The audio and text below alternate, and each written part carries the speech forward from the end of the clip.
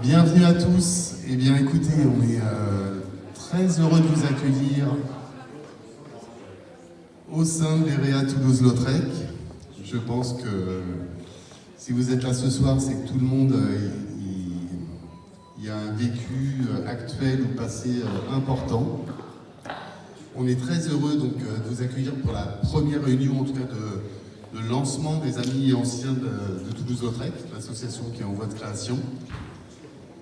On vous accueille ce soir dans la salle. Alors pour beaucoup d'entre vous, certains l'ont connu, parce que je reconnais quelques élèves qui étaient là il n'y a pas si longtemps. Mais voilà, vous êtes dans la salle où se passe le théâtre, tous nos événements, toutes nos activités. Et hier soir, dans cette salle, il y avait la soirée des internes. Pour ceux qui connaissent, ils ont eu la joie d'accueillir DJ Snake, qui est un DJ un peu international, qui est venu les saluer. Je suis ravi que ce projet d'association se concrétise. Moi, c'est ma 5e année sur l'établissement. C'est un petit peu évoqué tous les ans, créer une association des anciens. Qu'est-ce qu'on en fait, comment, pourquoi. Là, il est vrai que Philippe nous en dira un peu plus après, mais que la série a mis aussi un coup de projecteur et je pense a été un accélérateur assez net sur les événements autour de l'EREA. Et du coup, ce soir, les choses sont lancées par quelques-uns d'entre vous. Je remercie ceux qui lancent cet assaut. L'idée, c'est vraiment que ça soit quelque chose de pérenne, où les élèves sortants puissent s'y retrouver, créer du réseau, comme dans toutes les grandes écoles, et puis arriver à quelque chose qui fonctionne pour faire un petit peu rayonner l'établissement. Donc moi, je remercie quand même particulièrement Philippe Aubert, qui est un petit peu à l'origine du projet. J'en profite pour remercier le Lions Club de Garches-Saint-Cloud-Vaucresson, qui a tout de suite répondu présent pour déjà créer, déposer les statuts d'assaut, accompagner le projet. À l'EREA, on les connaît bien, puisqu'il n'y a pas si longtemps, ils nous ont aidés aussi pour le financement de micros sans fil, hyper high-tech, mais qui permet à nos élèves de l'option théâtre de parler. Madame Blétry est là, une des enseignantes de l'option théâtre. Et c'est vrai que cet achat de micro, on a fait le spectacle il n'y a pas si longtemps et c'est un vrai luxe, donc on vous remercie encore aussi pour ça. Je remercie tous les personnels de l'EREA, du CESAD. Je sais qu'il y a beaucoup d'anciens élèves, mais il y a aussi beaucoup là dans la salle de personnel actuel, anciens, que vous avez connus, qui vous ont accompagnés dans votre scolarité. Je ne vais pas vous présenter l'établissement, vous le connaissez tous plutôt bien, je pense, ces derniers temps.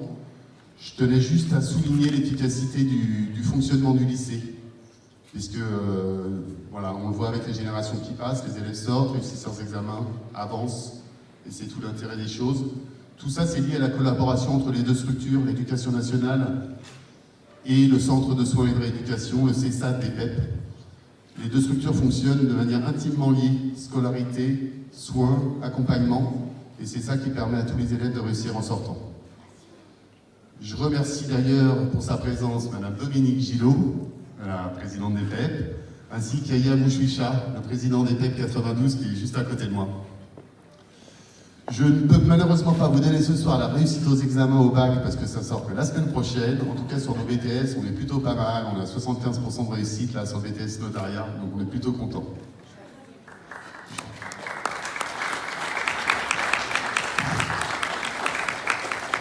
Donc, nul doute que ça, c'est le début d'une aventure ce soir. C'est pour ça qu'on a choisi, qu'on avait échangé avec Philippe, avec toutes les personnes qui accompagnent le projet, que ça se passe ici. L'idée, c'était de lancer les choses pour que ça se concrétise, pouvoir en septembre démarrer vraiment l'association, que ça soit quelque chose de pérenne, et que chacun d'entre nous, que ça nous permette vraiment de faire avancer les choses sur le fonctionnement d'établissements tels que le nôtre, sur le handicap, et puis sur l'après surtout. Moi, c'est vraiment quelque chose auquel on est sensible. Ici, on sait faire plutôt pas mal pendant. Et sur l'après, je pense qu'il y a pas mal de choses à faire. Donc, je vais laisser la parole à Philippe Aubert, qui prend le relais à ma suite.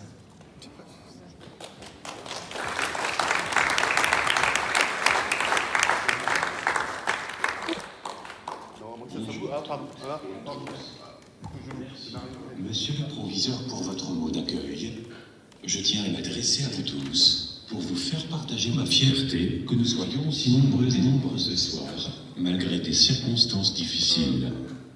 Cette fierté doit être collective.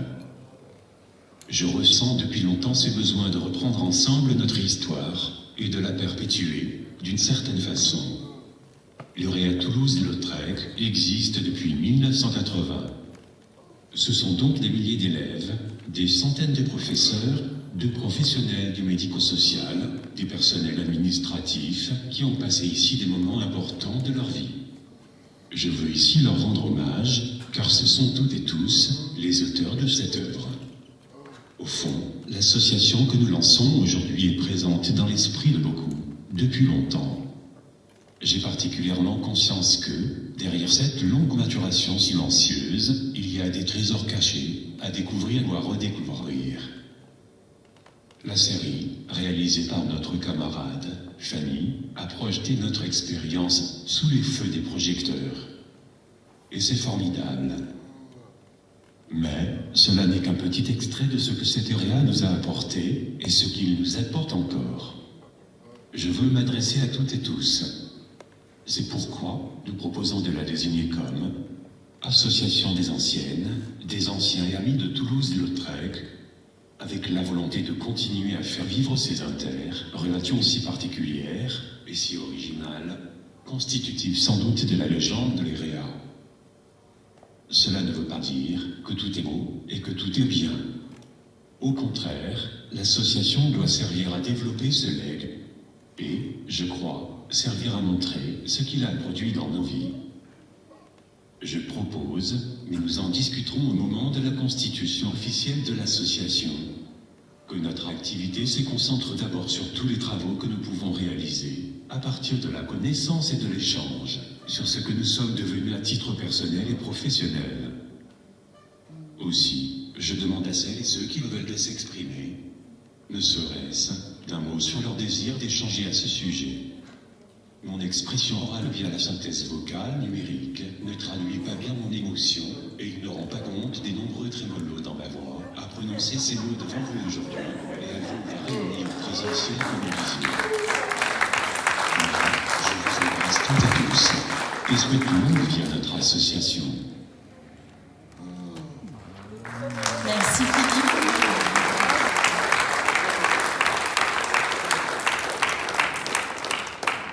Bon, évidemment, c'est une très bonne introduction. Donc, l'idée de ce soir, c'est que tout le monde puisse avoir la parole. Donc, avec grand plaisir, si vous avez aussi envie de nous témoigner effectivement un souvenir ou un souhait concernant ce projet d'association, ou même tout simplement des suggestions ou des questions. Donc, dans un premier temps, je vais donner la parole à Monsieur Bouchoui Isha, si je prononce bien votre nom. Tout va bien. Qui est le président de la PEP 92. Merci beaucoup, merci Philippe, merci M. Schébert.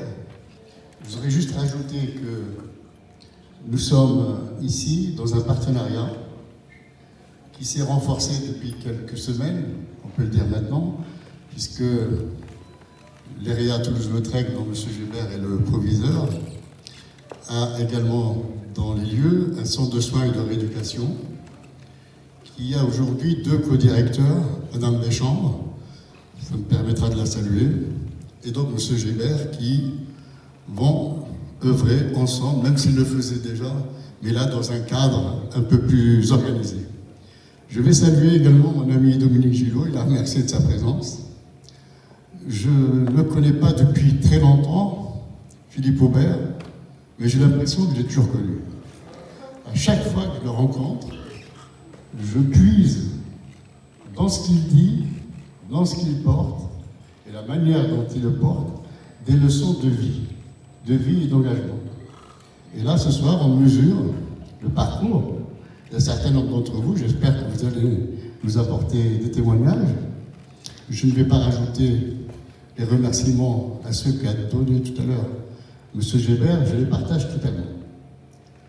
Je voudrais juste dire, pour terminer, une petite citation, on verra comment on peut la travailler ensemble.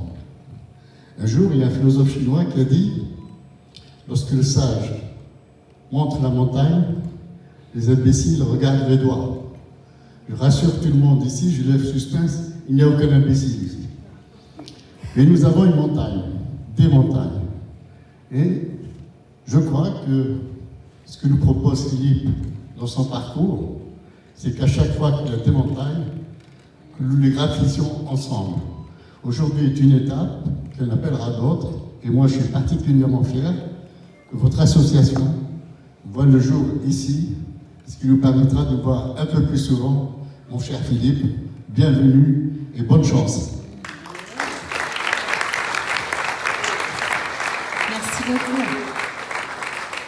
Alors, pour une seconde introduction, quand on a démarré cette idée et qu'on a diffusé cette envie je vois des visages, ça fait plaisir, de lancer cette association, et il y a beaucoup d'entre vous qui nous avez fait part de votre motivation à nous rejoindre, mais il y a une personne en particulier, Alban Dinicher, qui s'est beaucoup investi déjà à nos côtés et à qui je vais donc donner la parole, qui va démarrer avec un petit témoignage qui va vous inspirer, je pense. Est-ce que tu veux? Non, je vais me mettre là.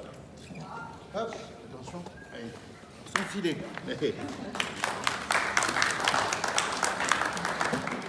Hop. Tac. Pardon. J'arrive. Hop. Ça y est. Merci. Oui, je te laisse. Ouais. Bonjour à tous. Et merci d'être venus si nombreux. Ça fait super longtemps en fait. Vous m'entendez, Clément? Ça fait super longtemps et ça fait super plaisir. Pour ma part, ça fait 25 ans que j'ai quitté le lycée. Voilà. Et je remercie énormément Philippe d'avoir su profiter de l'effervescence autour de la série pour créer cet événement. Et je remercie aussi Fanny d'avoir raconté son histoire, je dirais même notre histoire à nous, parce que Toulouse Lautrec, c'est notre histoire à nous tous, que l'on soit crabe, comme on s'appelle entre nous, valide, prof, kiné, personnel médical, administratif, encadrant, et on a tous un lien particulier avec ce lieu. Quelle que soit l'époque, quelle que soit la durée de notre passage, on a tous été marqués par notre expérience. Et comme dans tout lycée, on apprend, on échange, on fait des rencontres, on aime, on déteste. Mais ici, en particulier, on y rencontre l'humilité, l'empathie, l'entraide, le courage, la joie de vivre et parfois même la rage d'exister. Et c'est une école de vie où on en apprend sur soi, on apprend sur les autres. Et on prend conscience que certains moments ne font que passer et qui sont précieux, il faut en profiter, ils sont fragiles. Moi, je fais partie de l'époque de Madame Pouilly. Je pense que beaucoup ici s'en souviennent, voilà. On peut l'apprécier effectivement. Et je sais que beaucoup de personnes ici ont les chances de la rencontrer, malheureusement. Elle nous a quittés il y a quelques années. Et je voudrais lui rendre hommage parce que c'était une femme exceptionnelle, qui a vraiment œuvré pour nous, pour notre bien-être et qui nous était vraiment dévouée.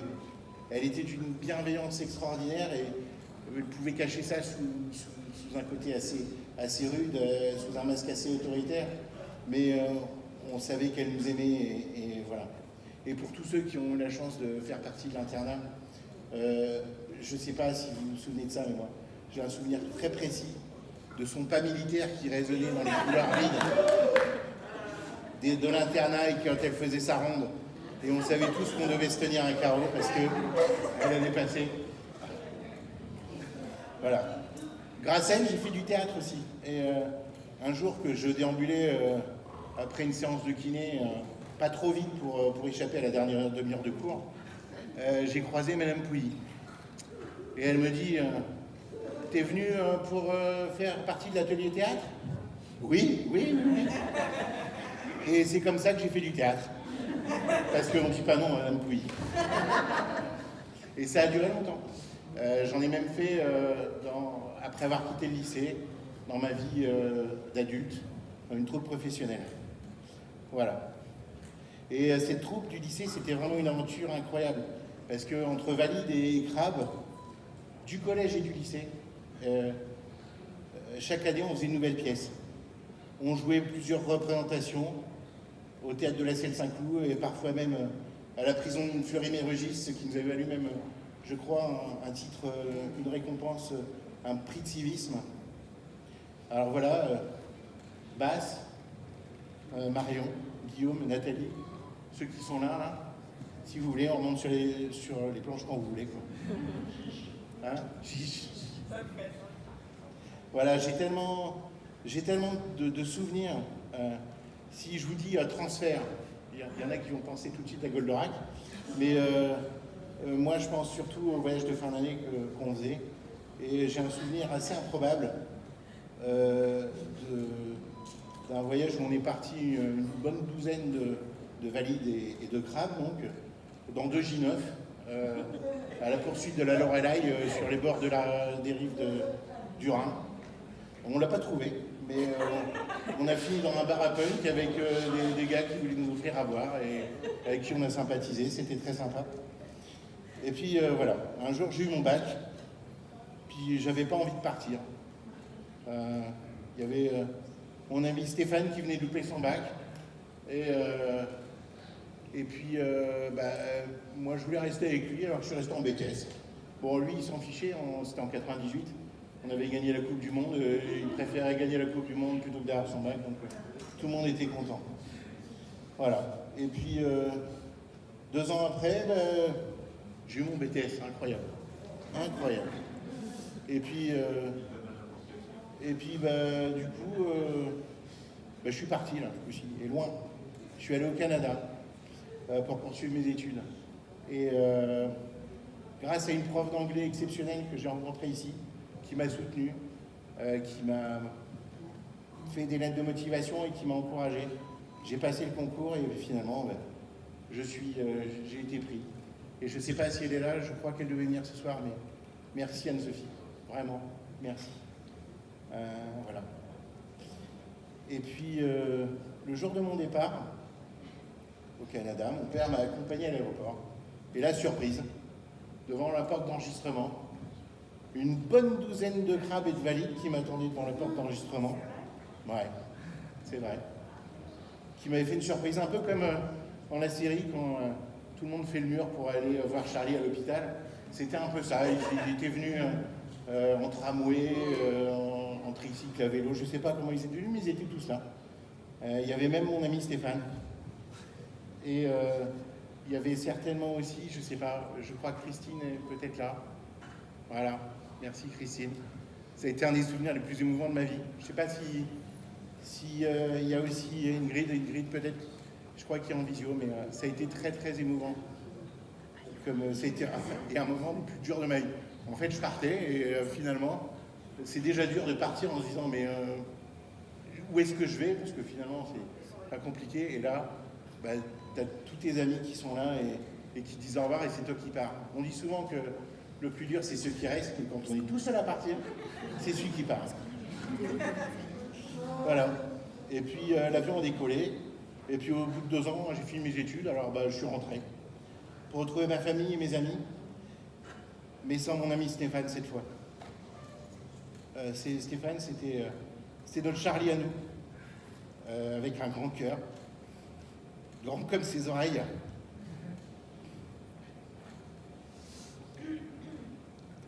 Voilà, et avec un optimisme énorme, aussi fort que son sourire. Et voilà, ça fait 20 ans qu'il nous a quittés et tu nous manques. Pardon. Finalement, Toulouse-Lautrec, c'est tout ça. C'est un concentré d'émotions pures où se côtoient la joie et la tristesse et où on passe d'un clin d'œil au rire, aux larmes, finalement. Et on est conscient que la vie est belle, mais tellement fragile. Voilà. Pour reprendre une phrase de la série, j'ai l'impression ici d'avoir vécu 1000 vies. Et voilà. Il y a plus de 30 ans, M. Delvert, le proviseur de l'époque, a accepté que je rentre dans le CICE, alors que beaucoup de personnes pensaient que je n'avais pas ma place. Ce jour-là, il m'a offert un futur. C'est aussi pour cela aujourd'hui que je me tiens devant vous. Et j'ai tellement reçu, on m'a tellement donné que je me sens privilégié et chanceux Et j'ai aujourd'hui envie de m'investir en intégrant l'association que Philippe impulse. La page est blanche et une page blanche c'est bien parce que tout le monde peut venir et tout le monde peut écrire ce qu'il veut. Donc venez. Pour moi c'est une transmission, c'est un devoir de mémoire, de transmission et d'action à mener. C'est notre passé, notre présent et notre futur. Voilà. Et après, j'ai quelques idées. Je me dis qu'on a tous fait notre bonhomme de chemin et qu'on pourrait créer un réseau professionnel qui permettrait de s'entraider grâce à nos expériences, à notre diversité sur tous les sujets et tous les projets, qui nous permettrait d'accompagner ceux qui débutent dans la vie professionnelle par des conseils, par des réseaux, par du parrainage. Voilà. Alors si vous voulez vous investir un peu, beaucoup, passionnément, n'hésitez pas à vous inscrire. Pour ma part, je voudrais finir en remerciant mes parents qui n'ont pas fait partie de l'aventure Toulouse-Lautrec, mais qui m'ont toujours boosté, qui m'ont toujours soutenu et qui m'ont toujours appris à ne pas baisser les bras. Et ça, c'est quelque chose que j'ai rencontré ici et personne ne baisse les bras. Donc, c'est quelque chose d'incroyable. Mon frère aussi, qui m'a dit il n'y a pas longtemps que j'étais un guerrier, que même si j'avais un peu pris beaucoup de temps et beaucoup de son enfance à lui, parce que mes parents s'occupaient de moi, qu'il ne serait pas la personne qu'il est devenu aujourd'hui si j'avais été valide. Ma compagne, qui me supporte, et qui me supporte aussi. Et voilà. Et enfin mes enfants, qui ont très vite appris que, même inconsciemment, qui ont appris que l'autodérision et l'humour, c'était certainement la meilleure arme, la plus efficace dans notre monde où il y a plein de préjugés et de discrimination. Juste une anecdote et je termine là-dessus. Un jour, mon fils, 7 ans, à l'époque, maintenant il a bien grandi, me dit « Papa, tu as fait la Première Guerre mondiale ?» Et j'allais répondre, mais ma fille, qui avait 5 ans, l'a devancé, Jeanne, et elle lui a dit « Mais non, réfléchis, il n'a pas fait, il était handicapé. »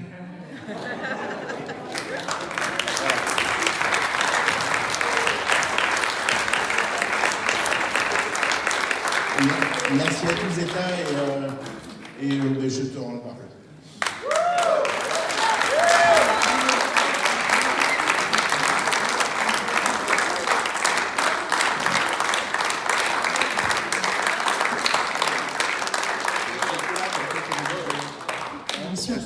J'ai une belle vue là. Alors, un grand bravo, un grand merci, Alban. Tu as mis la barre très haut, je te remercie. Maintenant, il n'y a plus personne qui va oser parler. On m'a dit 5 minutes, je ne sais pas si j'ai fait 5 minutes. Je ne sais pas, mais c'était en tout cas 5 minutes de bonheur. Tu nous as fait rire, tu nous as fait pleurer, voilà, tout y était. Tu peux vraiment continuer le théâtre. Oui, tout ça, c'était préparé, effectivement. Alors, c'est vrai que tout à l'heure on m'a dit tu t'es pas présenté. C'est vrai, tout le monde ne me connaît pas. Alors moi ici j'aime bien me présenter comme étant la petite sœur de Philippe. Alors, je suis Marion Aubert. Certains m'ont connue. J'étais scolarisée ici entre 93 et 97. J'étais au collège. J'ai eu la joie aussi de participer à la troupe de théâtre et donc de partager des moments très heureux avec certains d'entre eux. Alors, comme le disait tout à l'heure le proviseur de cet établissement, ici, c'est un endroit où il y a des professeurs, il y a l'éducation nationale, mais il y a donc aussi les éducateurs qui ont beaucoup apporté au crabe, mais pas qu'au crabe. La preuve, moi, j'ai des souvenirs vraiment très, très forts avec des gens comme François. Donc, François Parmentier, pour ceux qui l'ont connu, qui est resté 12 ans, si vous pouvez l'accueillir.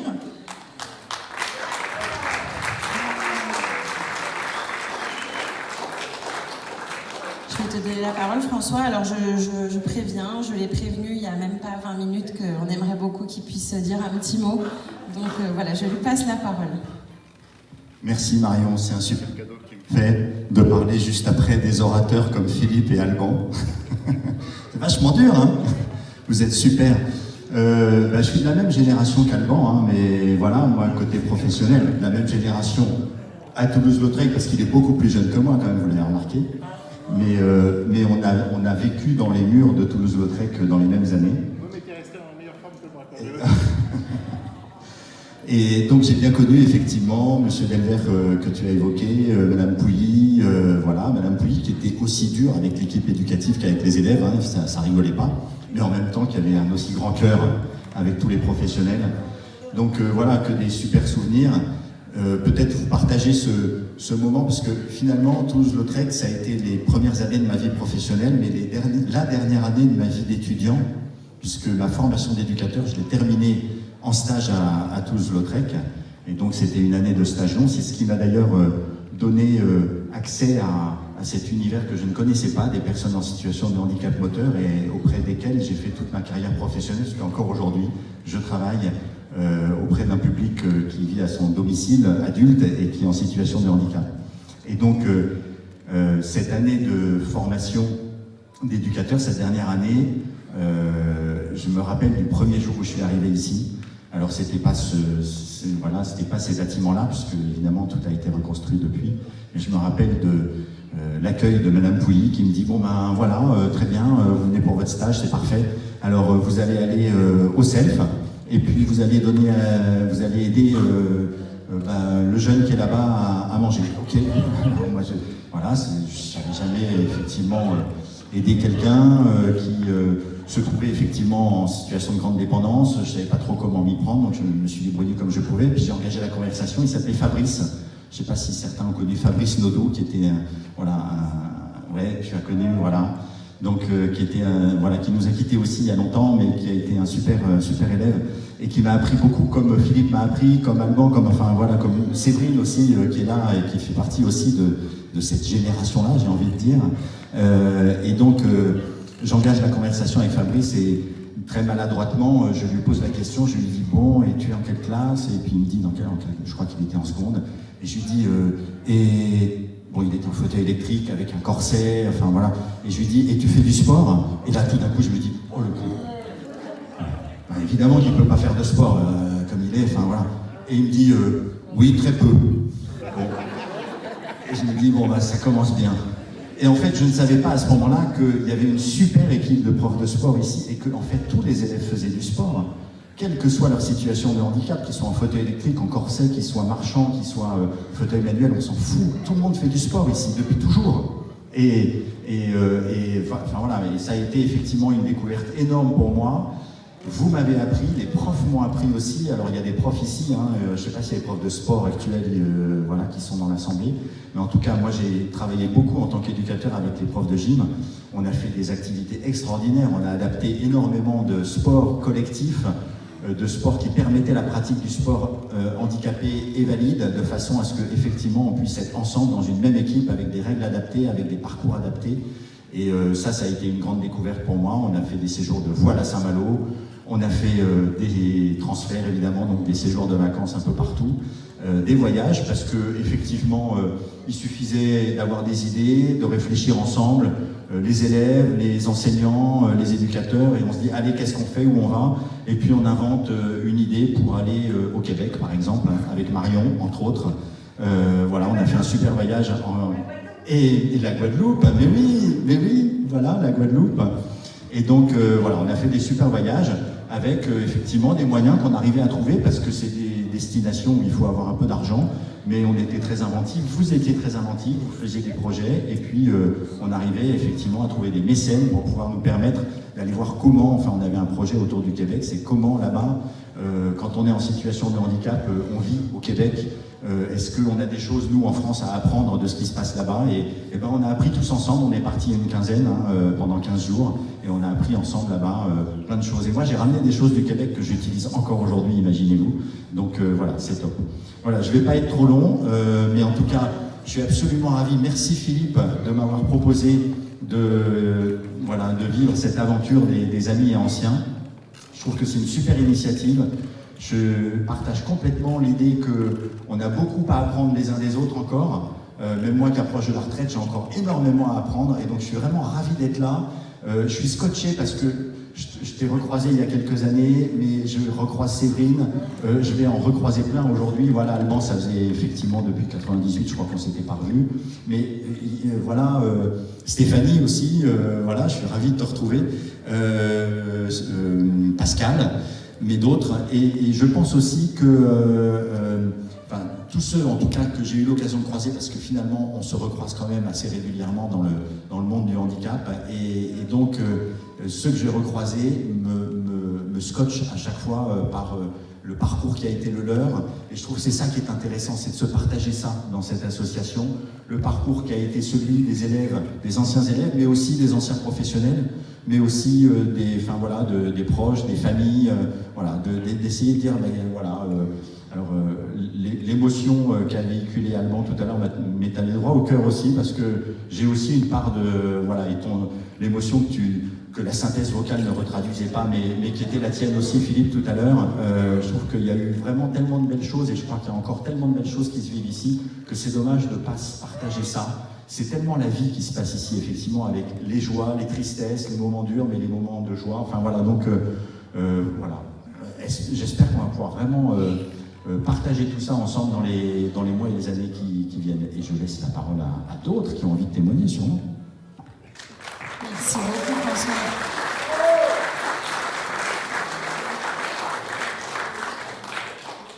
Alors, je propose de donner la parole au corps professoral. Est-ce que Madame Mangin, vous voulez bien nous rejoindre? Alors, en effet, il y a les professeurs, on est quand même dans un établissement scolaire parce qu'on fait des voyages, on fait du sport, on fait la fête, mais on étudie aussi. Et on a tous d'excellents souvenirs de nos professeurs. Et apparemment, il continue d'y avoir un excellent niveau ici à l'établissement. Donc, je vous passe la parole. Merci. Alors, j'ai reconnu quelques visages et ça fait vraiment plaisir de voir autant de personnes qui ont évolué, qui ont bien évolué. J'ai pu discuter déjà avec quelques-unes d'entre vous. Et je suis une vieille histoire de Toulouse-Lautrec, puisque je suis arrivée avec l'établissement et je n'en suis sortie qu'en 2006. Donc, toute l'évolution qu'a connue l'établissement, je l'ai suivie, je l'ai quelquefois initiée. Avec des collègues, nous avons mis en place des classes de premier cycle qui permettaient d'éviter des doublements pour les enfants ou des jeunes qui avaient des difficultés de lenteur. On a fait des programmes adaptés, on a lancé une classe de seconde qu'on avait nommée la TGV. Et TGV, évidemment, tout le monde disait « Ah bon, c'est une classe ultra rapide ». Non, c'est pas ça, au contraire.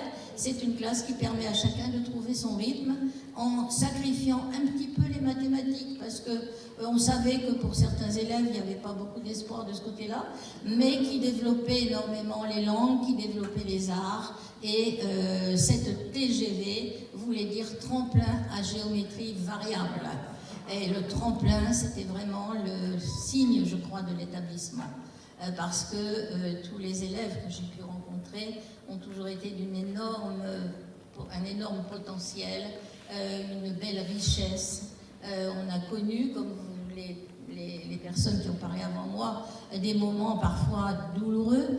On a vu des élèves s'arrêter en 3e avec des handicaps qui alors ne pouvaient plus être pris en compte. Et après les grands voyages, j'en ai vu partir un qui avait réussi à aller quand même à Saint-Malo et qui était revenu complètement heureux.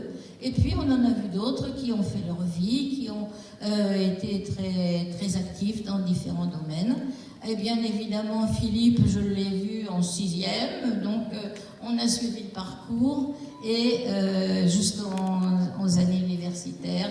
Donc c'est une grande fierté aussi pour mes collègues et moi, puisqu'on était toujours en travail d'équipe, de voir que beaucoup de nos élèves ont tracé leur vie et ont réussi avec brio. Je dirais que même dans les difficultés, il y avait toujours une énorme dignité, une énorme volonté, et que toutes les équipes autour, évidemment, soutenaient le projet de chacun.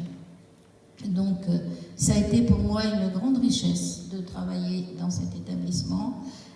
J'y ai noué des liens amicaux. Je vois encore certains élèves aujourd'hui qui me présentent leurs maris, leurs enfants, et qui commencent à me présenter leurs petits-enfants. Mais c'est très, très, très agréable et c'est très réjouissant. Donc j'espère et je suis persuadée que cette association va se lancer pour transmettre et pour continuer dans ce dynamisme et dans cette vivacité que Toulouse-Lautrec a toujours portée. Voilà. Merci beaucoup, Madame Granger. Alors du coup, maintenant, je voudrais savoir si certains d'entre vous veulent nous dire un petit mot de leur parcours ici à Toulouse-Lautrec ou de leurs souhaits sur cette association. Est-ce que... Ah, Pierrick. Bien pris, Pierrick.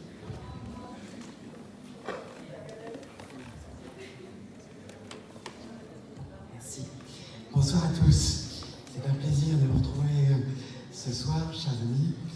Effectivement, Toulouse-Lautrec, c'est plusieurs choses.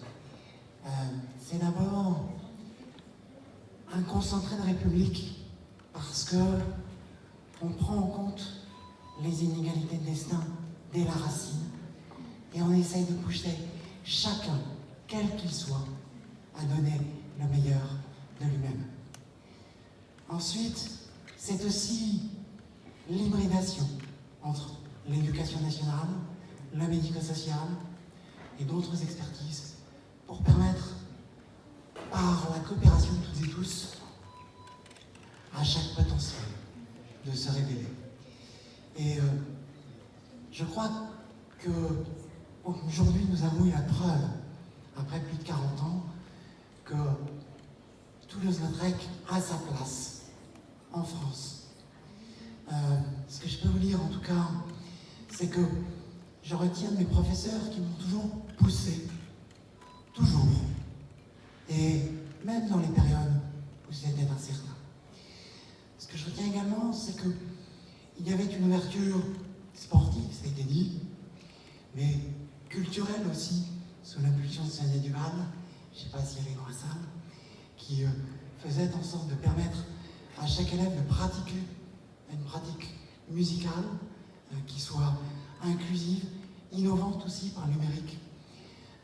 Toulouse-Lautrec, c'est aussi ça, l'expérimentation avec une place du numérique très importante dans la pédagogie aujourd'hui, mais ça l'était dès les années 2000, pour permettre à chacun de développer ses propres stratégies de compensation du handicap.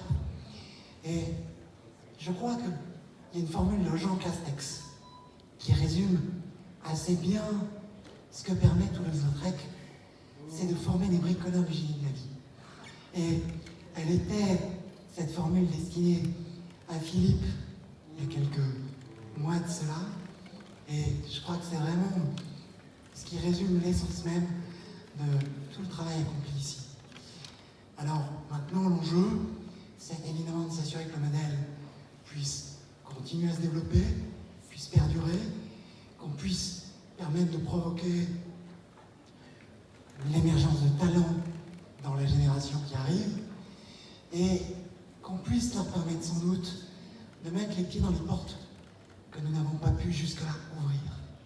Parce que, oui, aujourd'hui, beaucoup est possible.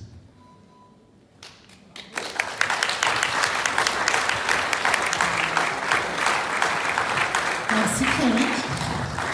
C'est bien de finir sur beaucoup est possible. Tout est possible en effet. Est-ce qu'il y a d'autres personnes qui souhaitent prendre la parole? Oui? Je déplace le micro, vous venez?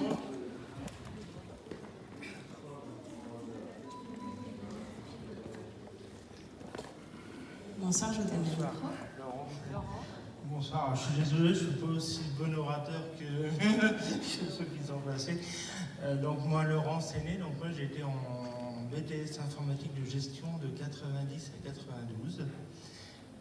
Déjà, quand je suis super ému d'être là, parce qu'après 30, enfin ça fait 30 ans, et c'est vrai que j'ai fait toute ma scolarité jusqu'au bac dans des établissements dits classiques, et subi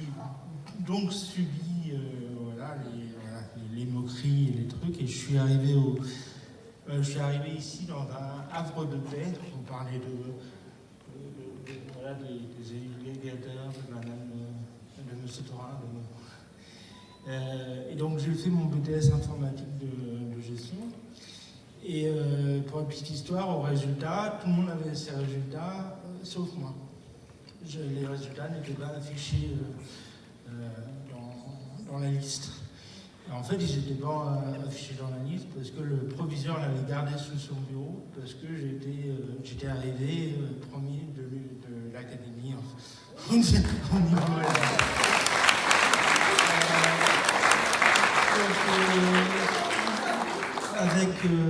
grâce à Patrick Labéry, qui était en fait un ingénieur détaché de chez IBM, j'ai fait mon stage de fin d'année chez IBM. Voilà. Et donc pour le parcours, j'ai 30 ans d'IBM, je suis architecte et je m'occupe des deals, enfin des pré-contrats de plus de 3 millions de chez IBM.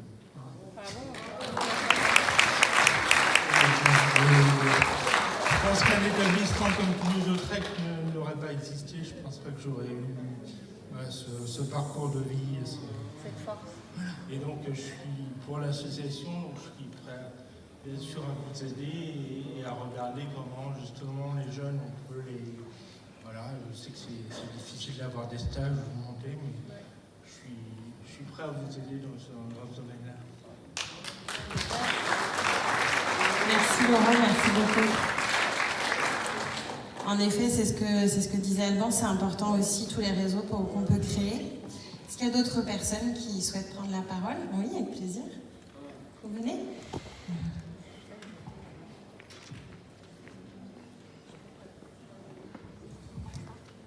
Bonsoir, je me présente Christopher Dumont. J'étais ici de 87 à 92 avec une équipe pédagogique très performante et qui a beaucoup aidé toutes les personnes, que ce soit handicapées ou valides, ici à Toulouse-Lautrec. J'en suis très reconnaissant. Je souhaiterais éventuellement rebondir sur le discours de Pierre-Éric qui a mentionné que tout est réalisable ici à Toulouse-Lautrec, car moi j'ai eu avec une équipe la possibilité, et nous sommes allés avec un combi au Mont Blanc et on a gravi 3500 mètres sur les 4800 avec certaines personnes de l'époque. Et ça, c'était en 91. Et en 92, un professeur de français qui s'appelle Patrick Georges, assez farfelu à mes souvenirs, certains peuvent en témoigner, je suppose, nous a amené parcourir avec 7 personnes de Toulouse-Lautrec, de classes différentes, le Cap Nord. Donc on est parti en combi de Vincennes, du château de Vincennes, et on allait par le Danemark, la Finlande, la Norvège, la Suède, tous ces pays scandinaves ravissants, jusqu'au Cap Nord. Donc, en effet, on a peut-être tous un handicap, des différences, mais tout est réalisable. Je peux vous garantir. Merci.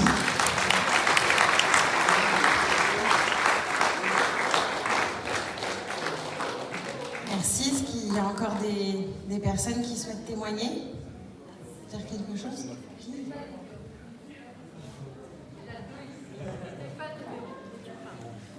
Venez tous. Hein. Honneur aux dames.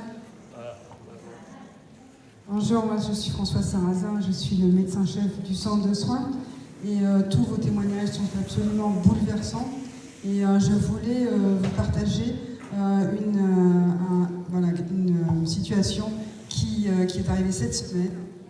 Nous avons fait une ESS pour un jeune en seconde qui est arrivé cette année en seconde. C'est un jeune qui avait de grandes capacités intellectuelles et qui a fait un AVC. Donc il est hémiplégique avec des grandes difficultés. Et nous avons fait donc l'ESS et ses parents nous ont dit sans Toulouse-Lautrec, notre enfant ne serait pas scolarisable. Voilà, donc c'est témoignage de cette semaine.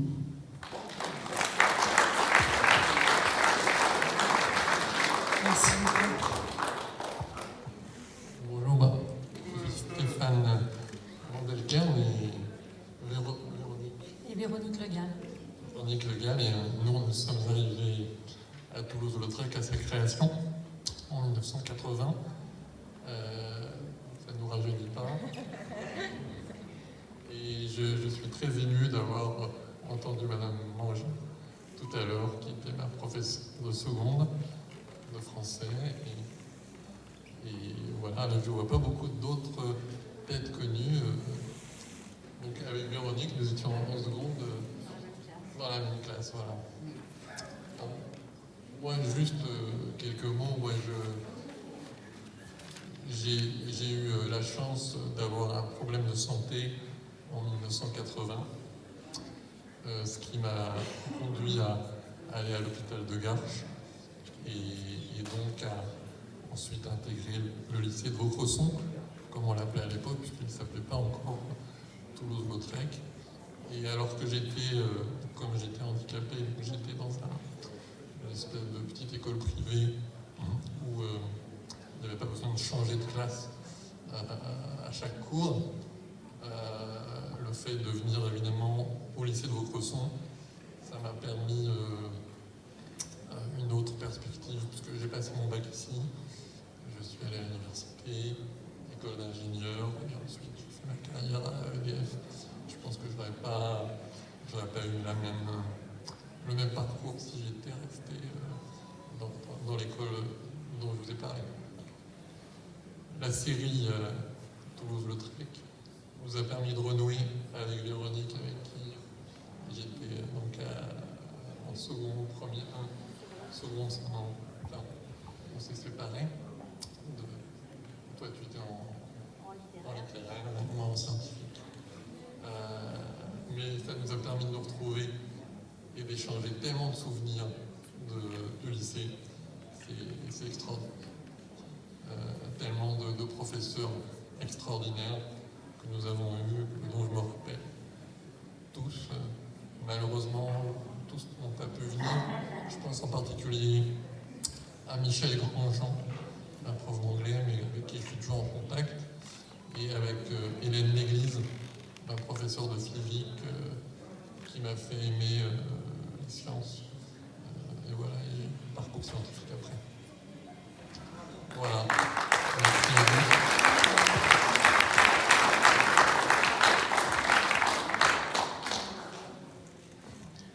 Véronique, moi j'étais une des premières élèves validées ici. J'ai eu la chance d'intégrer ce lycée grâce à M. Griezmann. Donc grosse pensée pour M. Griezmann qui m'a accueillie avec ma sœur. On était les sœurs Le Gall, on était dans la même classe, on a suivi seconde, première, terminale dans la même classe. Et ce matin j'ai envoyé un message à Stéphane en lui disant c'est le grand jour, on y retourne. On revient dans ce lycée où j'ai passé 3 années magnifiques. Et depuis que je suis rentrée dans l'enceinte, j'ai le cœur qui bat. Je suis super émue.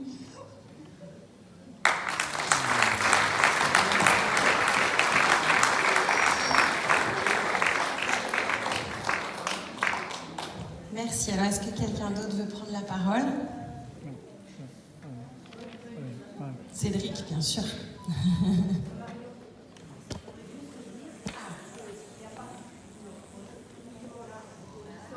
Par rapport à cette expérience, c'est que tous les jeunes qui venaient, qui valides, qui étaient très motivés à l'époque, je ne sais pas ce qu'il en est maintenant, ont une expérience et ont mûri de façon très importante.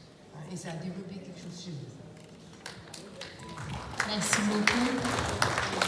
Je vais donner la parole à Cédric. Merci Marianne. Bonjour à tous et à tous. Donc, je suis Cédric. Je suis venu ici au lycée, donc j'ai passé mon bac. J'ai passé quelques années, donc on va dire de 2016-2017 jusqu'à 2007, pardon, qu'est-ce que je raconte? J'ai l'émotion, tout le monde le dit, mais c'est vrai. Hein, et je vais me rajeunir, c'est ça. Jusqu'à 2012, c'est ça. Donc, voilà, c'est effectivement une émotion d'être ici et de voir toutes et toutes. Il y a déjà beaucoup de choses qui ont été dites.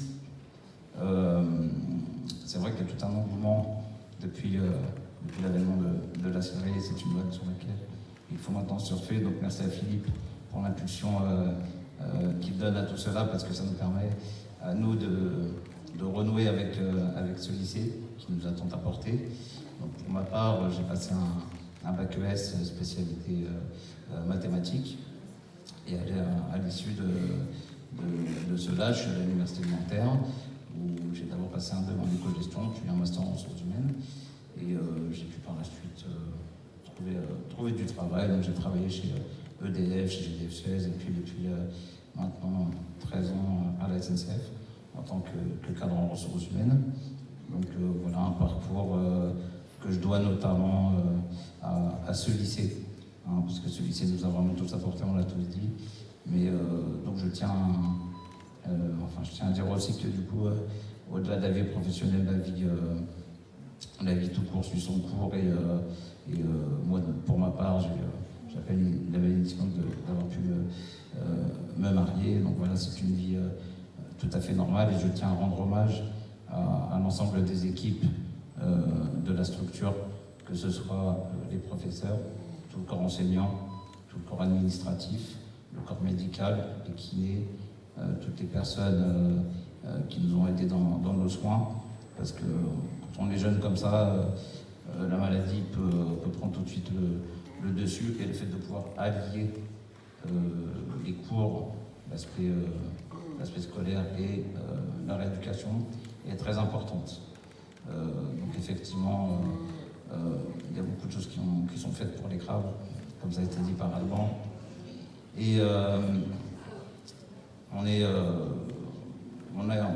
eu un grand apport à ce niveau-là, mais au niveau aussi, au niveau de la vie, dirais-je, sociale, dans la mesure où effectivement, c'est un lycée mixte, c'est un lycée où tout le monde se mélange, et c'est un lycée dans lequel, une structure, dans laquelle tout le monde apprend, chacun apprend les uns des autres, chacun s'apporte, chacun contribue à grandir les uns avec les autres. Donc voilà, le nom de l'association, vous le connaissez, c'est les anciens et les amis d'EREA. Je pense que quelque part on est tous amis de cette structure, et en ce sens il faut la choyer, la respecter, rester en lien avec elle. Et c'est déjà super de vous voir tous ici.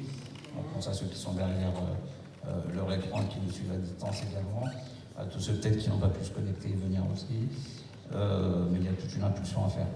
Alors ça veut dire qu'effectivement contribuer est très important.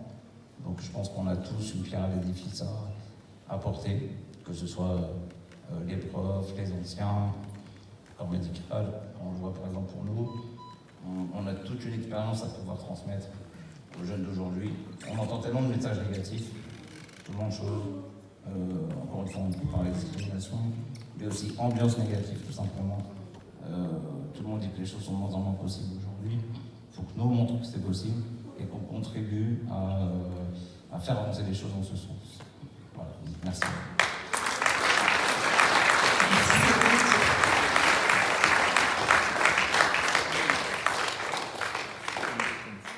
Plaisir.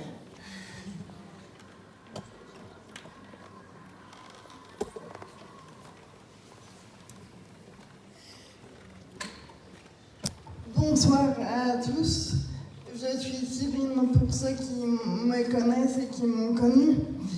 Pour commencer, je tiens à dire que je vais peut-être pas me faire des amis par rapport au discours qui va suivre, mais je voudrais d'abord dire que Toulouse-Lautrec a été la base de tout, dans la bienveillance, dans l'accompagnement, dans l'encouragement des profs, des éducateurs extraordinaires que j'ai croisés ici.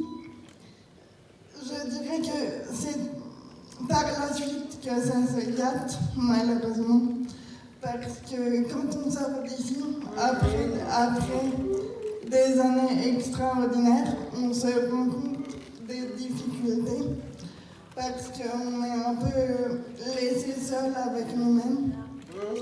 Et donc moi, après le lycée, j'ai fait 5 ans de fac à Nanterre, et ça n'a pas été facile, parce que vous vous rendez compte que tous les jours, les choses simples sont difficiles et qu'il faut que vous vous débrouillez tout seul, parce que les valides ne connaissent pas votre vécu et on passe son temps à malheureusement se justifier. Et donc on doit se battre, et moi j'ai bataillé, comme beaucoup d'autres sans doute aujourd'hui. J'ai vécu en Angleterre pendant 1 an, en 3e année, pendant ma licence d'anglais. Et les Anglais ont des défauts, mais on peut leur reconnaître des qualités par rapport à l'accessibilité. Et puis ensuite, je suis revenue ici et j'ai continué un master de traduction et interprétation. Et ensuite, j'ai fait un master 2 en littérature anglophone. Et je voudrais dire que chaque jour, on apprend des difficultés et que l'essentiel, c'est de s'entourer de bonnes personnes, qu'on rencontre des connards, mais qu'il faut vite les laisser de côté. Et je voudrais dire que les bonnes personnes commencent par ici. Je vous remercie. Merci beaucoup.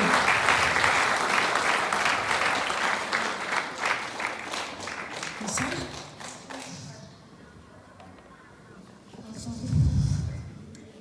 Bonsoir à tous.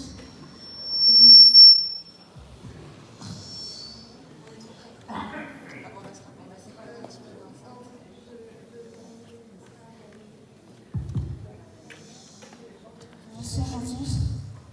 Moi, je m'appelle Esret et j'étais à Toulouse-Lautrec de 98 à 2012. Du coup, c'est-à-dire que j'ai grandi ici parce que je suis arrivée quand j'avais 6 ans. Je suis partie, j'avais 19 ans. Et ça a été un très bel souvenir d'accueillir les universités et l'équipe enseignante qui a su s'adapter à 54 et aussi l'équipe soignante de rééducation, parce que je sais qu'à un moment, pour le lycée, je voyais la sortie s'approcher et je me disais qu'est-ce que je vais faire après sans handicapé, sans danger. Ouais, j'ai ma tête, mais je ne peux rien faire. Et en fait, ce lycée va montrer que si, et grâce à ça, j'ai continué les études à Nancy, dans 54. Et là-bas, j'ai fait une première année de DUT envie de se dire, sauf qu'après, ça m'a pas plu. Et je me suis réorientée en psychologie, où j'ai réussi à avoir ma licence. Et comme a dit Cyril, ça n'a pas été facile, parce que déjà, les profs, ils m'ont dit, ouais, qu'avec un handicap, on ne peut pas être psychologue. Alors qu'en fait, c'est tout à fait possible. Et j'ai réussi à avoir mon master à Nanterre. Et je remercie aussi votre soin parce que grâce aux essais, j'ai découvert la musique, le théâtre et aussi le fait que je pouvais vivre mon appart. Parce que depuis longtemps, j'ai mon appartement. Et franchement, on m'aurait dit ça à l'adolescence. Je t'aurais dit, oui, c'est impossible. Et du coup, merci de laisser d'exister, tout simplement. Merci beaucoup.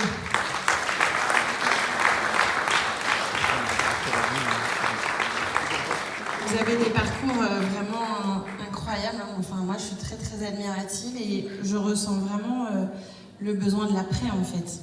De l'accompagnement de l'après. Je crois que c'est aussi vraiment l'un des premiers rôles de cette association.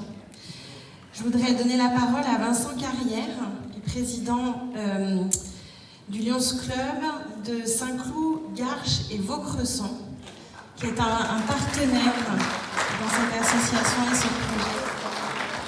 Merci.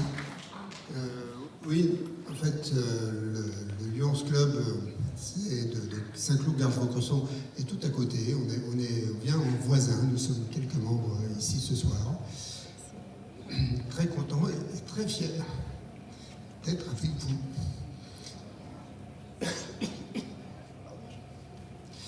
Donc, le Lions Club, qu'est-ce que c'est? C'est un club service. Ça veut dire quoi? Ça veut dire que l'on fait un certain nombre d'actions qui vont viser à collecter de l'argent et ensuite on va prendre cet argent et on va le mettre sur d'autres actions qui vont être dans ce que l'on a défini, Serge Moutot et moi-même, ancien président et moi président maintenant, comme étant des actions prioritaires, c'est-à-dire sur le handicap et la jeunesse. Et donc, parmi ces actions, eh bien, on a rencontré Philippe et Jean-Pierre Robert lors d'une action de collecte, un loto qu'on a fait à Garches. Et à ce moment-là, ils nous ont dit, Philippe et Laurent, et Jean-Pierre, de bien, est-ce qu'on pourrait parler d'une association à créer des anciens élèves de Toulouse-Lautrec, c'était le point de départ. Et puis on a travaillé avec M. Gébert, et ça a abouti à cette réunion et au statut de l'association que Philippe va vous faire découvrir et va vous parler, j'imagine, tout à l'heure. Et au-delà, bien sûr, nos relations avec le lycée Toulouse-Lautrec, c'est les systèmes audio dont on a parlé tout à l'heure, dont M. Gilbert a fait mention. Puis aussi, nous avons acheté des fauteuils de handi sport pour le gymnase de Toulouse-Lautrec, une dizaine de fauteuils que l'on a pu acheter pour vous. Notre rôle autour de l'accompagnement de cette association, qui nous espérons très fort, mais à entendre ce que l'on a entendu ce soir, va voir le jour et va démarrer. Il y a de très grands ferments je l'appelle de mes voeux en tout cas. Eh bien notre rôle de Lions, c'est un club service donc d'être au service, c'est-à-dire nous sommes une trentaine de membres. S'il y a des actions que l'association, on va rester en contact bien sûr, donc des actions auxquelles nos membres peuvent participer pour aider, pour servir, eh bien nous serons là. Si certaines actions requièrent du financement, alors on décidera au sein du club bien sûr de quelle façon, etc. On a certains critères, mais nous pourrons vous aider l'association à certains financements. Et puis bien sûr certains de nos membres de l'association, soit directement, soit par le biais d'amis, peuvent aussi aider dans les actions de cette association, notamment pour trouver des jobs, pour trouver des stages, pour trouver un certain nombre de choses qui sont nécessaires. Et donc on sera une espèce d'aide à mettre en place tous les attendus de cette association. Et je crois que parmi ces attendus, ce que disait Philippe, c'est garder l'esprit Toulouse-Lautrec au-delà de Toulouse-Lautrec. Ben, si on peut vous y aider, nous ferons avec vous. Merci. Un grand merci à vous pour votre soutien, votre générosité. Alors, moi j'ai prévu un petit discours, mais tout petit, parce que là on a tous déjà beaucoup parlé, mais en fait les valides, ils n'ont pas vraiment été représentés ce soir, mais on est plusieurs quand même, et du coup, je suis pas toute seule bien sûr, et je me dis moi que dans cette association, ce que je peux apporter, c'est mon regard de valide, d'ancienne élève, parce que je ne suis pas que la sœur de mon frère, je suis aussi une ancienne élève de cet établissement. Et donc, et en effet, Toulouse-Lautrec fait résonance à un moment crucial de notre vie avec mon frère. C'était une étape incroyable qui était de partager le même établissement scolaire.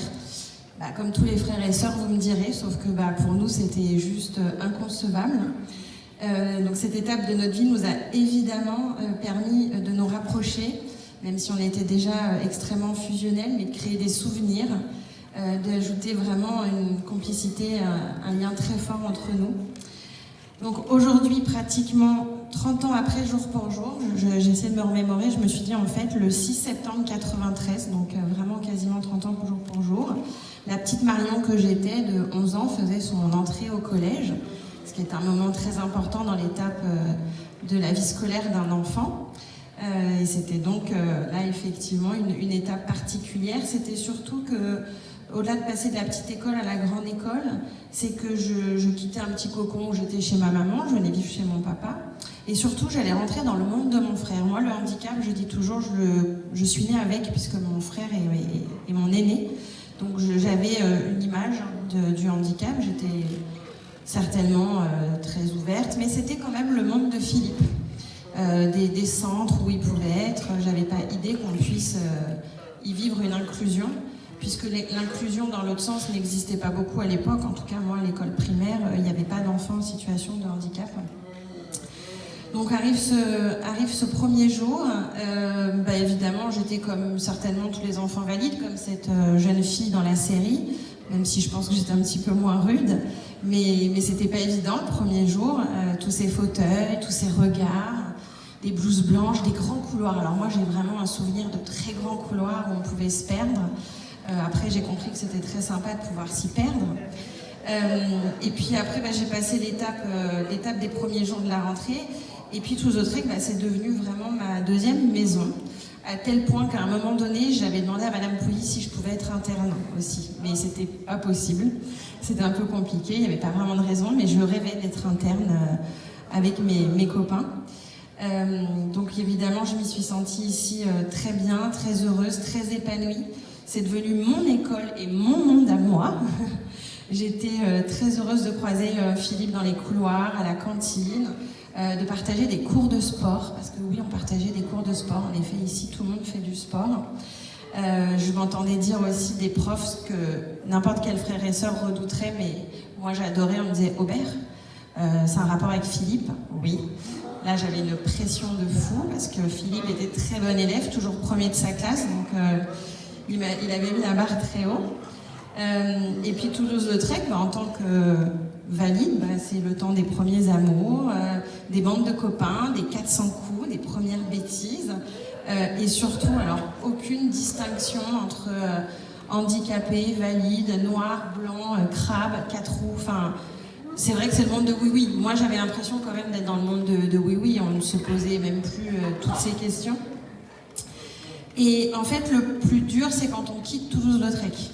Quand on est valide, hein, parce que le monde d'après, nous aussi, il y a un monde d'après qui est fade, qui est immature. Moi, je me suis retrouvée avec des jeunes dans des établissements plus classiques où finalement, je me disais, mais qu'est-ce que je fais là? Pourquoi je suis partie?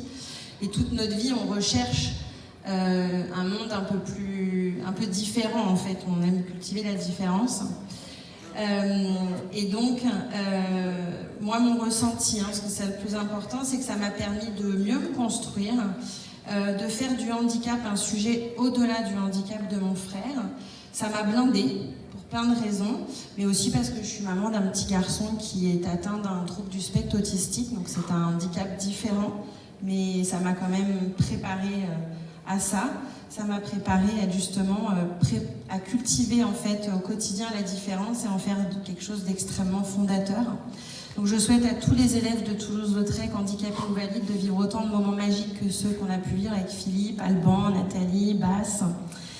Et que grâce à cette association, les liens ne se perdent pas et que chacun puisse continuer à témoigner de son parcours. J'ai senti vraiment ce soir qu'on avait tous besoin de témoigner et que ça nous fait beaucoup de bien.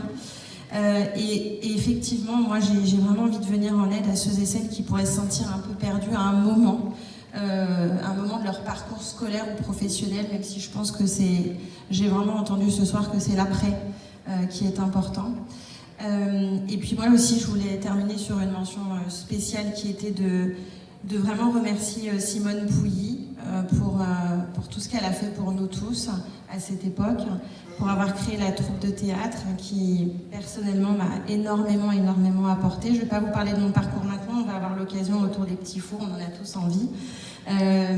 Et du coup, je voulais savoir, est-ce qu'on a une petite vidéo de Fanny ou pas, finalement? Bon, en tout cas, je voulais vraiment remercier Fanny de nous avoir offert ce beau cadeau de cette série sur TF1, qui, peut-être que sans cette série, on n'aurait pas osé autant impulser ce qui se passe ce soir.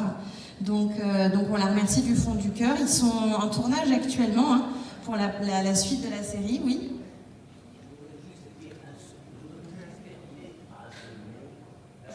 Ah, le micro.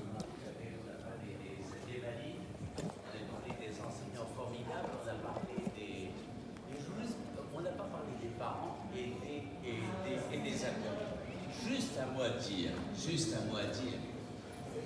vous dire que pour les parents et les accompagnants, juste une chose, ça vous savez parfaitement le faire, ne vous perdez pas de vue.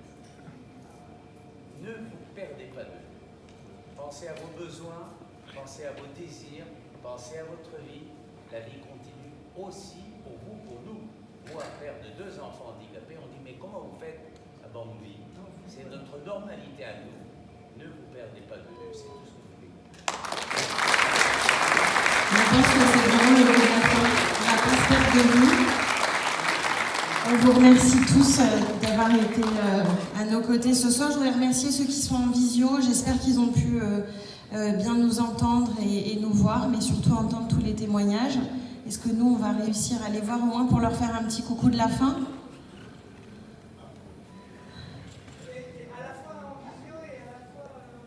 Alban est sur tous les fronts. Non, c'est la famille. Ah, c'est ta famille. Bonjour, papa, maman, dit Michel.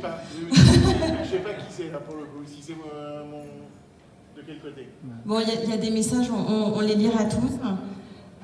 Je vais... Madame va dire un mot, et puis après on va peut-être effectivement passer Je suis désolée de rompre votre page. Je voulais vraiment dire un petit mot. Alors moi, je fréquente les personnes handicapées, les personnes qui vivent avec handicap depuis très longtemps. Et chaque fois que je fais une rencontre, eh bien, je suis heureuse et j'apprends. Et alors, depuis que je connais Philippe, ça doit faire 5 ou 6 ans hein, qu'on se connaît, Philippe, c'est ça? j'ai encore plus appris et je suis vraiment très très heureuse de cette immersion ici à Toulouse-Lautrec. Tout ce que vous avez dit montre que c'est un milieu absolument accueillant, épanouissant et que l'intérêt de vivre côte à côte ensemble enrichit tout le monde. Et particulièrement, alors vous dites les valides, moi c'est un mot que je n'ai pas employé, je dis les ordinaires, mais bon, maintenant vous m'avez convaincu, je vais dire les valides.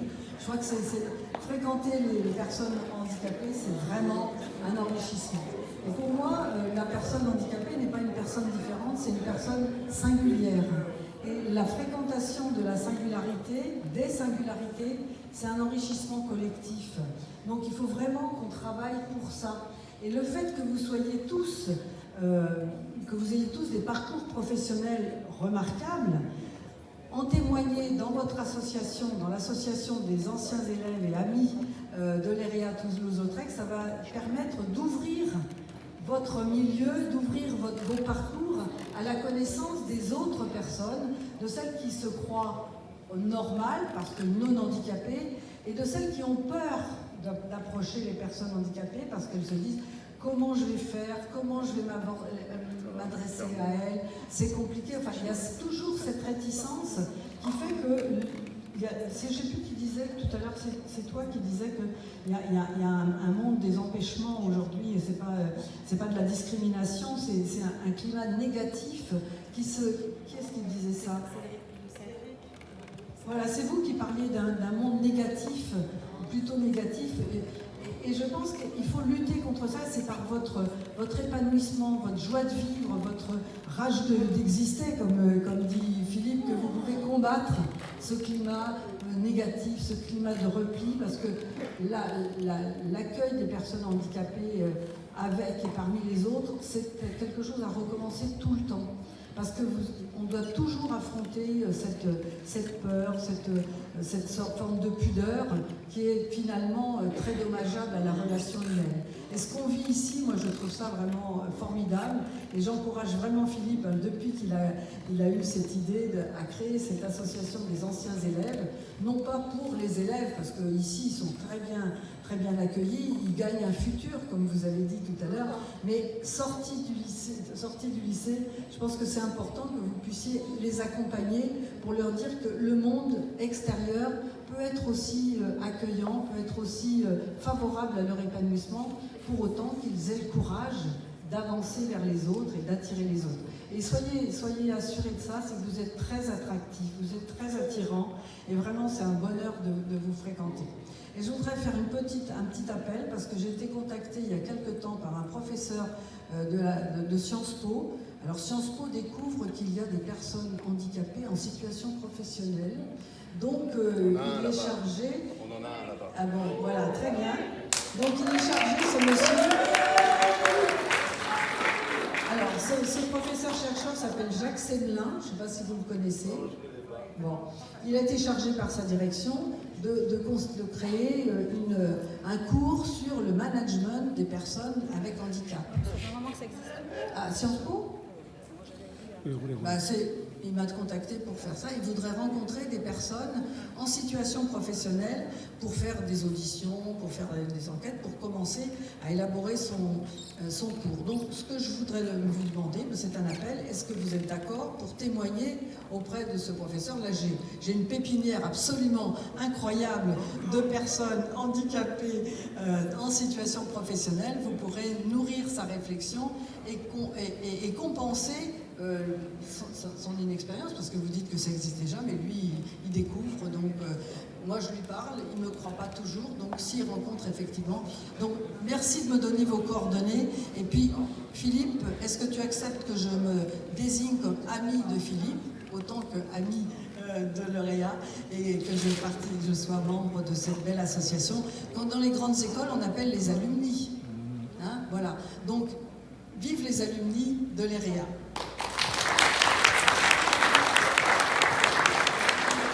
Je prends une minute de chrono, j'ai été professeur ici pendant 20 ans, on a monté des spots, on a fait plein de choses, que vive la musique évidemment, acoustique et assistée par ordinateur. Bref, je suis là pour un autre titre, je suis responsable de la formation des professeurs qui se spécialise dans l'aménagement des adaptations pédagogiques aux situations de handicap, et notamment je représente justement les profils d'élèves avec troubles des fonctions motrices et maladies invalidantes. Et là encore, voilà, je m'associe à l'association pour faire remonter les besoins, pour créer des journées d'études et puis pour vous accueillir en tant que témoin également, avec grand plaisir. Donc voilà, vous pourrez contacter le lycée qui nous remettra les informations. Merci. Merci. Alors évidemment, tous ceux qui veulent donc adhérer à l'association, nous aider à la créer, qui veulent être simplement bénévoles, membres ou même vraiment actifs du bureau, ben, vous êtes les bienvenus, vous l'aurez compris. Donc le mieux pour vous signaler, c'est d'écrire directement en fait sur le groupe, via les réseaux sociaux, ou même ce soir, hein, on peut tout à fait là créer une liste et écrire. Voilà, il y a un petit émargement en fait qui a été prévu aujourd'hui. Vous nous mettez votre mail, votre numéro de téléphone. Voilà, comme ça on va fixer, on va vraiment avancer, on va fixer une date, on va faire une assemblée générale. Enfin voilà, on va créer cette association.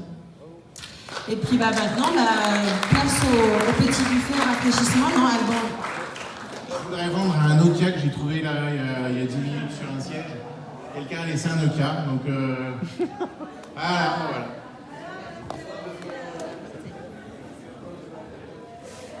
Bon, place aux festivités, hein, et on va pouvoir discuter encore.